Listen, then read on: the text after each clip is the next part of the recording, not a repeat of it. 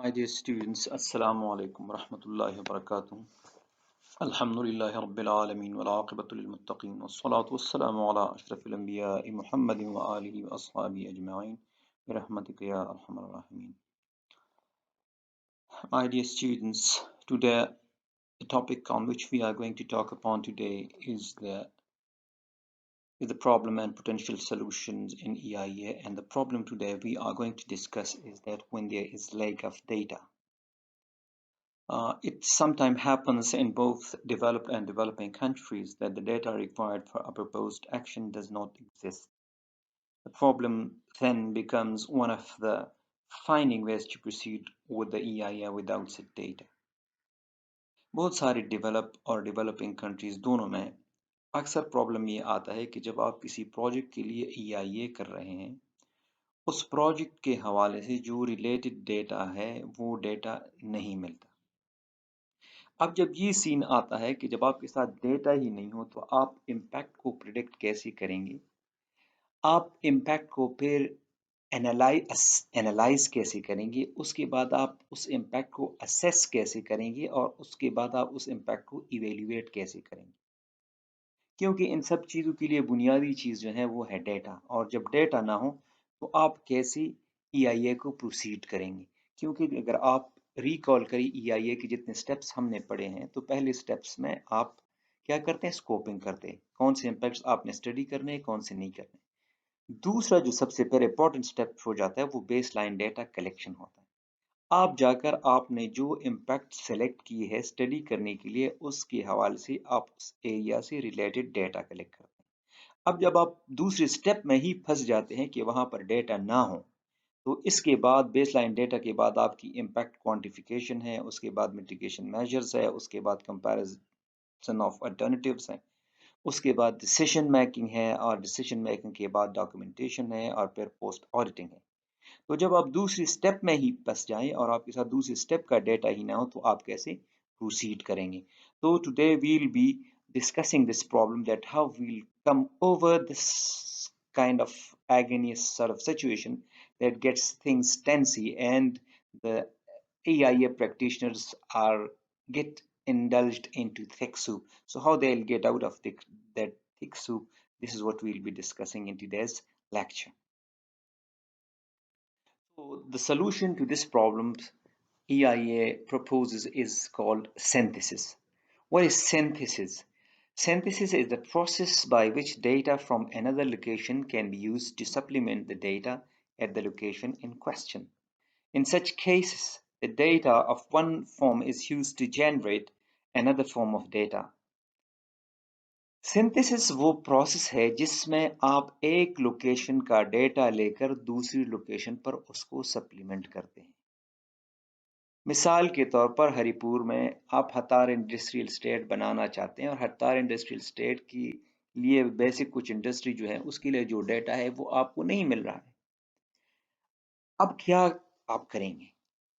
एक प्रोसेस तो ये है कि आप बिल्कुल जाकर प्राइमरी डेटा कलेक्शन शुरू करें, लेकिन प्राइमरी डेटा कलेक्शन और उसकी एनालिसिस शायद आपको फिर इतना टाइम ले ले कि आपका जो एक्चुअल प्रोजेक्ट इंप्लीमेंटेशन है वो बहुत ज़्यादा डिले हो।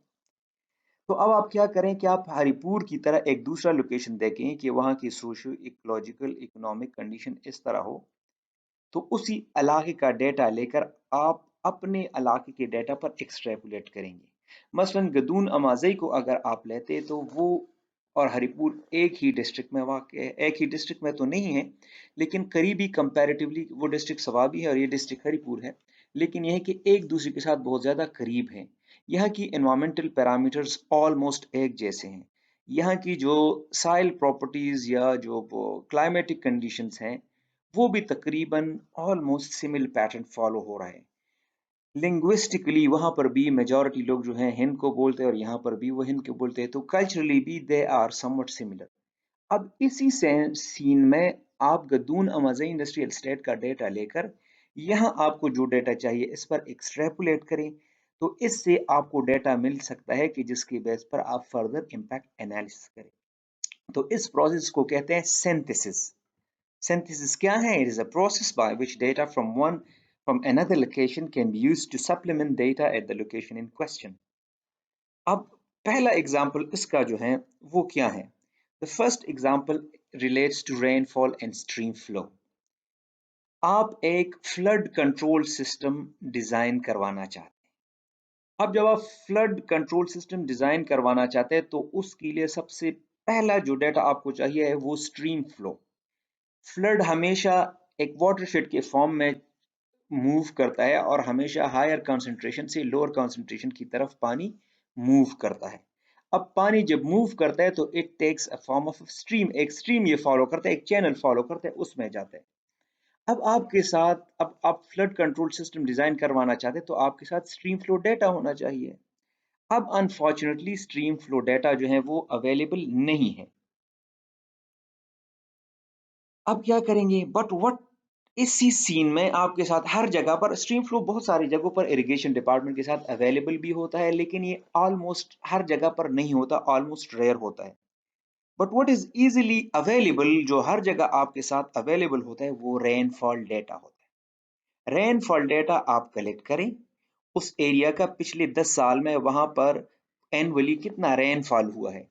अब जब रेनफॉल का डेटा आपके साथ आ जाता है तो इसकी बहुत सारे मैथमेटिकल इक्वेशंस और मैथमेटिकल फार्मूला अवेलेबल है कि जिसमें आप अगर रेनफॉल का डेटा फीड करते हैं तो आपके साथ automatically stream flow data generate होता है। मसलन जिस तरह हम स्पीड कैलकुलेट करते थे कि v is equal to s over t, distance covered by time taken. अब फॉर एग्जांपल अगर आपके साथ डिस्टेंस का डेटा नहीं है लेकिन स्पीड और टाइम का है, तो जो अननोन डेटा है आप उस फार्मूले में वो डालकर वो तीसरा अननोन डेटा आप उसे कलेक्ट कर सकते हैं। ठीक है, इसी तरह आप अगर रेनफॉल का डेटा ले लेते हैं तो रेनफॉल के डेटा से आप इजीली स्ट्रीम फ्लो डेटा जो है तो वो आप कैलकुलेट कर सकते हैं।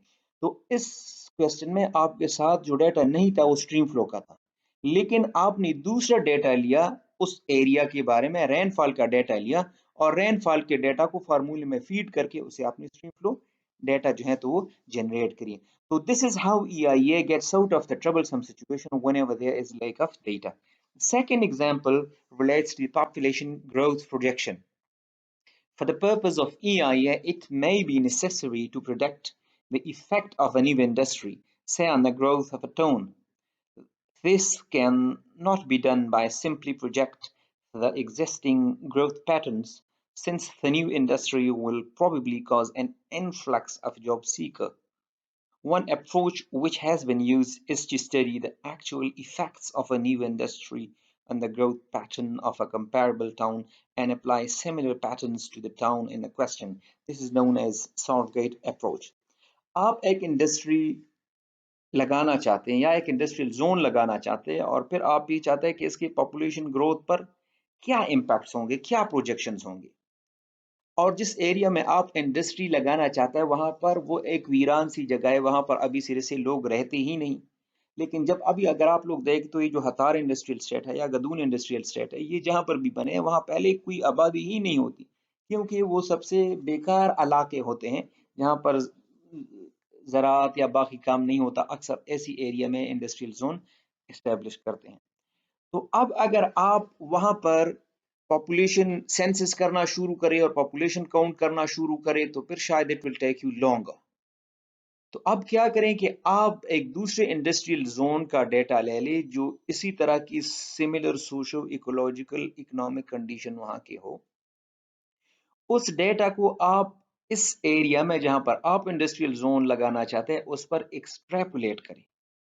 जब आप उस पर एक्सट्रैपुलेट करेगा तो वो आपको एक ट्रेंड और एक प्रोजेक्शन देगा कि जब हम यहाँ पर इंडस्ट्रियल जोन लगाना चाहते हैं तो आज के मुकाबले में 10 साल बाद यहाँ आबादी की सिचुएशन क्या होगी।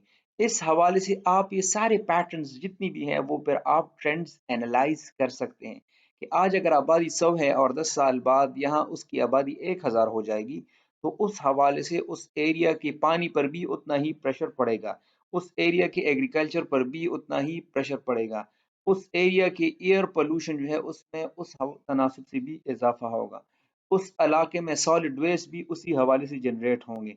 तो उस हवाले से फिर आप उस एरिया के लिए मुख्तलिफ मिटिगेशन मेजर्स इजीली सजेस्ट कर सकते हैं। तो डियर स्टूडेंट्स, जब भी आप EIA करते हैं और आप ऐसी सिचुएशन से you come across with the kind of situation when there is lack of data, so what you are supposed to do is to go for the synthesis approach. और synthesis approach क्या है कि आप जो भी data available है, जो known चीजें हैं, उससे आप अननोन चीजें कैलकुलेट कर लें। ठीक है, I hope I might have clear your concept about situation when there is lack of data. However, if you are having any question, I'll be pleased to respond to your question. Please kindly get connected with me either through email or to my WhatsApp number. Take care. Thanks a lot.